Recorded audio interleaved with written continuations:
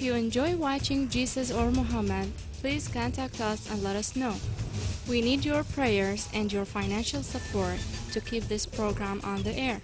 Give us a call at 248-416-1300.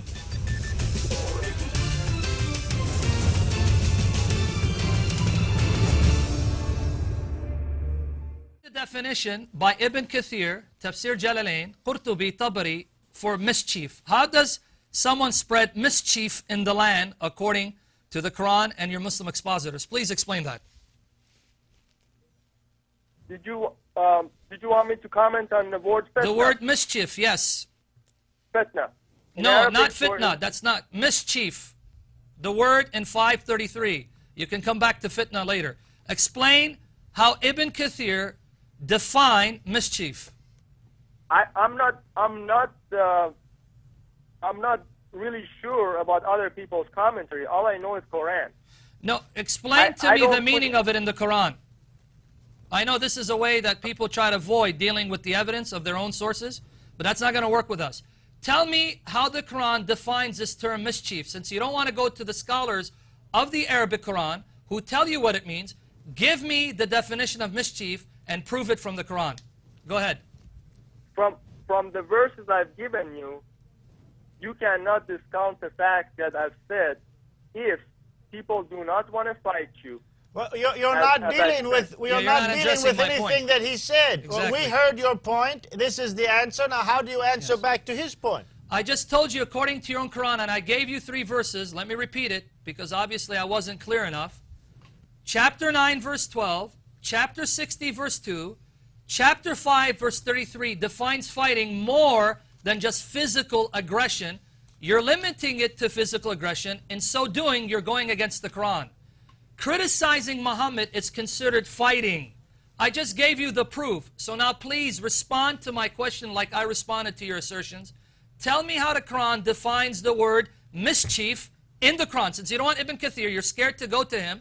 Tell me how it defines it.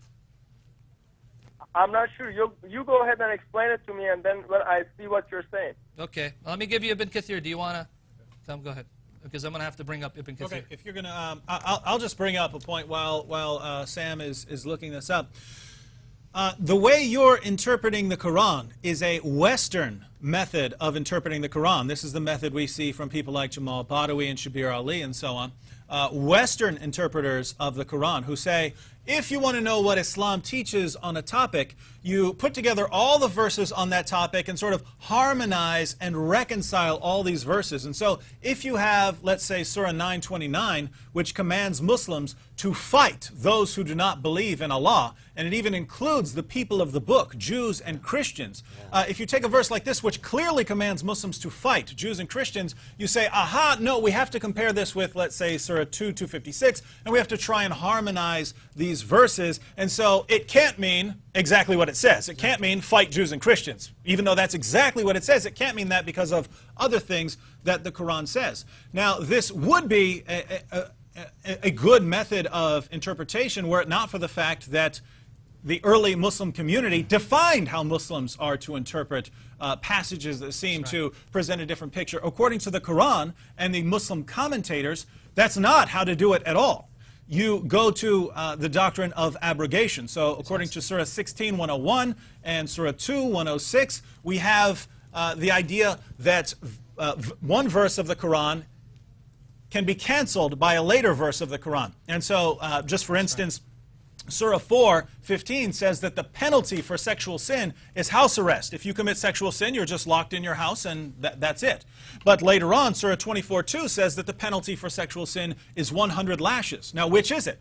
Well, according to the doctrine of abrogation, it's whichever one comes later. It abrogates or cancels the former ruling. This is what we find in Ibn Abbas. This is what we find in Ibn Kathir. The early Muslims all understood that this is how you interpret the Quran. And when we look to the origin, when were these verses on abrogation revealed? We're told the situation. The non-Muslims were making fun of the Muslims and saying, why is it that Muhammad commands one thing and then a few days later commands you something completely different and contradictory? And that's when these revelations came down. It's because when we abrogate a revelation, we bring something better than that revelation. So when we apply this to the teachings in the Quran, we find Surah 2:256, there is no compulsion in religion. And we also find Surah 9:29, fight those who do not believe in Allah.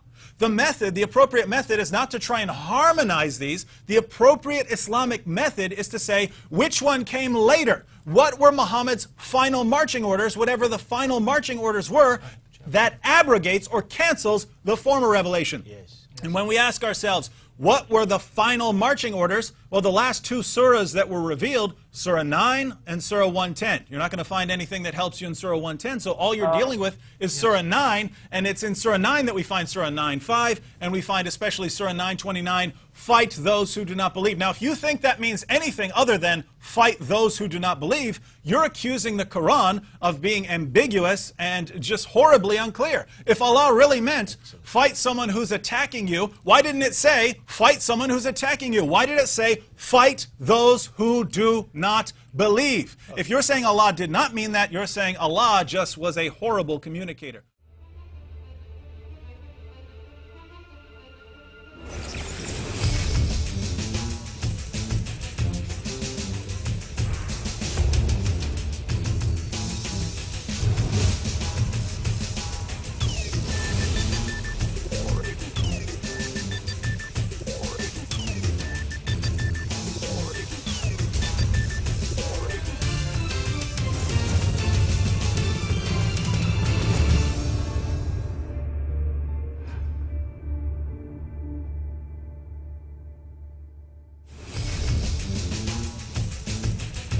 If you enjoy watching Jesus or Muhammad, please contact us and let us know.